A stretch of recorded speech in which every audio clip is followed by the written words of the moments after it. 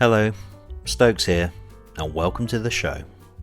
Today we'll be looking at the ever controversial Last Tango in Paris, and more specifically asking the question, is this Marlon Brando's best ever on-screen performance? Now, most of you will be aware that Brando has a ton of all-time great acting credits to his name, but his performance in this film is often overlooked, despite receiving an Oscar nomination for Best Actor for the role. In my opinion, the reason for this is because a lot of people simply dismiss it as a cheap, softcore sex flick. And while it is true that there is a lot of sex and nudity here, if you just scratch beneath the surface a little, you'll discover a slow, methodical study of a man descending into the depths of total despair. And this particular narrative is given plenty of time to breathe by the uncomplicated plot that revolves around a recently widowed man called Paul meeting a woman called Jean and then beginning an affair with her. There really isn't much more to it than that, but its simplicity allows the two leads to slowly drip feed a sense of unease and impending doom into the equation.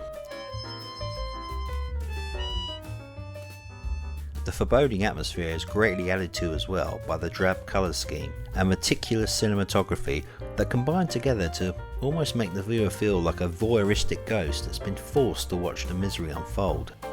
And I suppose that really is part of the genius of the whole thing, because a lot of the time you forget you're actually watching a film and have to remind yourself that there are cameramen and sound technicians on the other side of the shot who just see this as another day at the office. However, the blurring of the lines really hits new heights when Brando visits the body of his dead wife and delivers one of the greatest monologues I've ever heard. You lied. You knew you were lying. Go on, tell me you didn't lie. Haven't you got anything to say about that? You can think up something, can't you? Huh? Go on, tell me something. Go on, smile, you cunt. Go on, tell me something sweet. Smile at me and say I just misunderstood. Go on, tell me, you pig fucker. You goddamn fucking pig fucking liar. It's an absolute powerhouse performance that's so unequivocally brutal you actually catch yourself sitting there with your jaw wide open.